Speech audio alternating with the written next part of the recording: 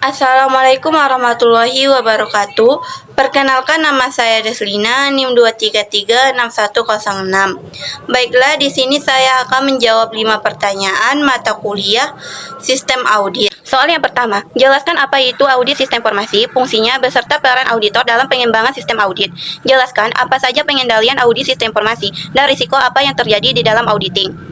Audit sistem informasi adalah proses pemeriksaan dan evaluasi terhadap sistem informasi yang digunakan oleh suatu organisasi untuk memastikan bahwa sistem tersebut mampu melindungi aset perusahaan, menjaga keamanan data, menghasilkan informasi yang akurat, serta mendukung pencapaian tujuan organisasi secara efektif dan efisien. Audit sistem informasi memiliki beberapa fungsi penting, yaitu menilai keamanan sistem, memastikan integritas dan keandalan data, mengukur efektivitas penggunaan teknologi informasi, memastikan kepatuhan terhadap kebijakan dan peraturan yang berlaku, serta memberikan rekomendasi perbaikan terhadap kelemahan yang ditemukan. Dalam pengembangan sistem, auditor berperan untuk mengidentifikasi risiko yang mungkin terjadi, memberikan masukan terkait pengendalian yang harus diterapkan, memastikan sistem pengembangan sesuai standar keamanan, serta melakukan evaluasi sebelum sistem digunakan secara penuh. Selanjutnya, pengendalian dalam audit sistem informasi terdiri dari pengendalian umum dan pengendalian aplikasi.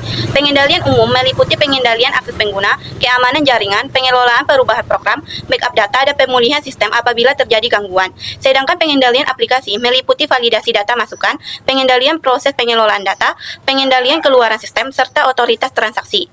Dalam proses auditing terjadi beberapa risiko yang dapat terjadi, yaitu risiko bawaan, risiko pengendalian, risiko deteksi, dan risiko audit. Risiko-risiko tersebut dapat menyebabkan auditor memberikan kesimpulan yang kurang tepat apabila tidak dilakukan pemeriksaan secara menyeluruh. Selanjutnya, soal nomor 2, jelaskan tahapan atau proses pelaporan hasil audit sistem informasi dan uraikan hubungan antara keamanan informasi atau informasi security dan audit sistem informasi. Pelaporan hasil audit sistem informasi dilakukan melalui beberapa tahap yang sistematis.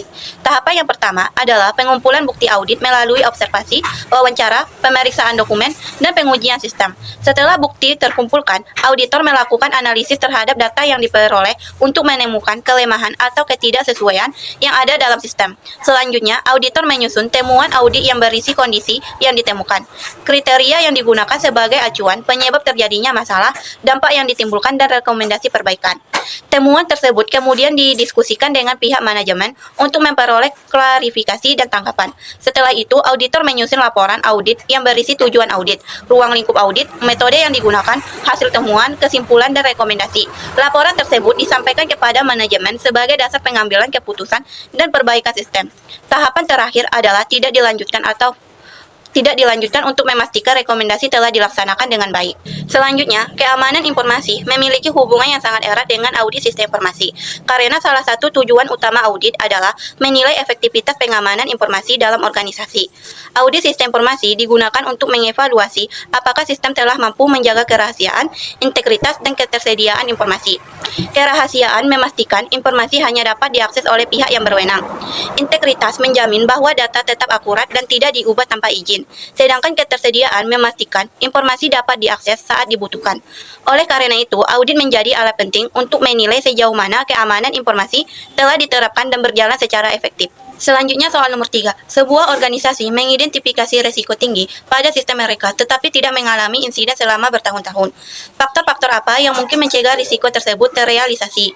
Bagaimana hal ini dapat mempengaruhi penilaian risiko?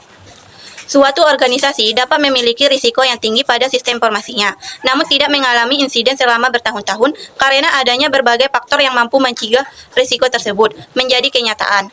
Faktor pertama adalah adanya pengendalian internal yang kuat, seperti produser kerja yang jelas dan pengawasan yang ketat. Faktor yang kedua adalah penggunaan teknologi keamanan yang efektif, seperti firewall, antivirus, enkripsi data, dan sistem deteksi intrusi. Faktor ketiga adalah tingginya kesadaran dan kepatuhan pengguna terhadap kebijakan keamanan informasi. Selain itu, monitoring sistem yang dilakukan secara terus-menerus juga dapat membantu mendeteksi ancaman sejak dini, sehingga dapat segera ditangani.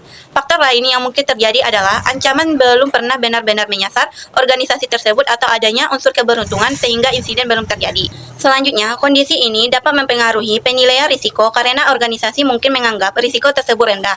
Namun, auditor tetap harus menilai risiko berdasarkan kemungkinan dan dampaknya, bukan hanya berdasarkan ada atau tidaknya insiden yang pernah terjadi. Selanjutnya, soal nomor 4. Seorang auditor menemukan kelemahan signifikan dalam sistem informasi perusahaan. Selain melaporkan temuan, apa yang seharusnya dilakukan auditor untuk membantu organisasi berkembang? Hal apa yang harus dilakukan oleh seorang auditor jika ingin mengurangi risiko audit? Ketika menemukan kelemahan sistem, auditor tidak hanya melaporkan temuan tetapi juga memberikan rekomendasi perbaikan yang dapat membantu organisasi meningkatkan keamanan dan kinerja sistem. Auditor juga dapat memberikan saran mengenai prioritas perbaikan dan melakukan evaluasi ulang setelah perbaikan dilakukan. Selanjutnya, untuk mengurangi risiko audit, auditor harus mengumpulkan bukti yang cukup, melakukan pengujian secara menyeluruh, menjaga independensi, dan meningkatkan kompetensi melalui pelatihan. Dengan demikian, hasil audit akan lebih akurat dan dapat dipercaya. Selanjutnya, soal nomor 5. Dalam melakukan prosedur audit internal, akan banyak kendala yang ditemukan dalam prosesnya.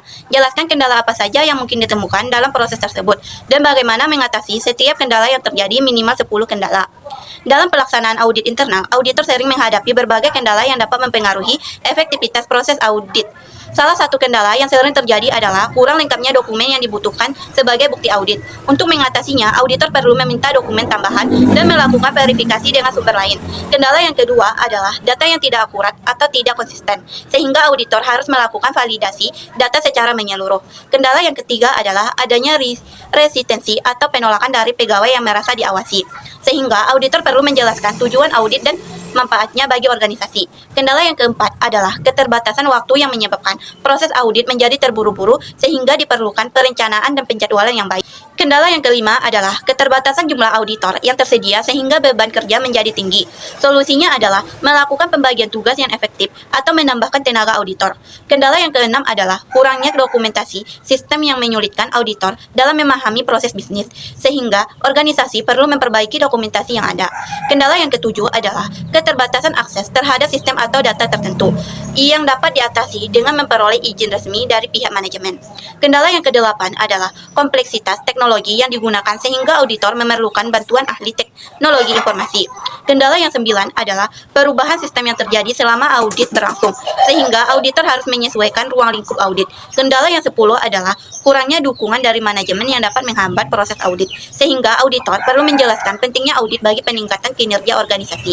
Selain itu, gangguan jaringan atau kerusakan perangkat juga dapat menjadi kendala yang harus diatasi dengan menyediakan sistem cadangan dan melakukan pemeliharaan secara berkala. Secara keseluruhan, berbagai kendala dalam audit internal dapat diatasi melalui perancangan yang matang, komunikasi yang baik dengan seluruh pihak terkait, serta penerapan prosedur audit yang sesuai standar. Dengan demikian, tujuan audit dapat tercapai secara efektif dan memberikan manfaat bagi organisasi.